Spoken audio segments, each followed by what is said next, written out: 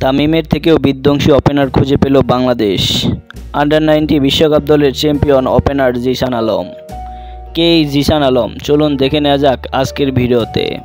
Cricket পরিবারে জন্ম নেওয়া জিসান আলমের খেলা দেখে মুগ্ধ হবেন না এমন মানুষ খুবই কমই পাওয়া যাবে। তামিমের পর বাংলার প্রতি সুপারস্টার ওপেনার হতে চলছে এই জিসান আলম। জিসানের রক্তের সাথে ক্রিকেট মিশে আছে। বাবা জাহাঙ্গীর আলম এবং চাচা জুয়েল হোসেন মনা দুজনেই খেলেছেন বাংলাদেশের জাতীয় দলে। ক্রিকেট পরিবারের সন্তান ক্রিকেটার হবেন, এটাই হওয়ার কথা। নারায়ণগঞ্জ ক্রিকেট একাডেমি থেকে উঠে আসেন এই জিসান আলম। হয়েছেন বাবার মতো ওপেনারও। খেলেছেন অনূর্ধ্ব-14, অনূর্ধ্ব-16, অনূর্ধ্ব-18 এবং সর্বশেষ খেলেছেন অনূর্ধ্ব-19। বাংলাদেশের ইতিহাস করেছে একমাত্র যুবারা। আকবরের নেতৃত্বে চ্যাম্পিয়ন হয়েছে যুবারা। সেই দলের অবিচ্ছেদ্য অংশ ছিল এই জিসান আলম। বর্তমান খেলেছেন বাংলাদেশ হাই পারফরম্যান্স দলের হয়ে টপ এন্ড টি-20 ক্রিকেট টুর্নামেন্ট।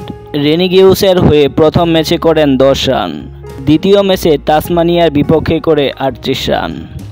পরের ম্যাচে স্ট্রাইকার্সের বিপক্ষে খেলেন 26 রানের ইনিংস এবং তারপর অস্ট্রেলিয়ান ক্যাপিটালসের বিপক্ষে করে অর্ধশত।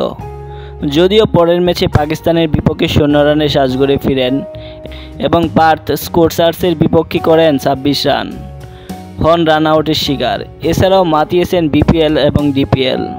বলতে গেলে অনেকটাই ধারাবাহিক রান করেছেন ওপেনার জিসান আলম।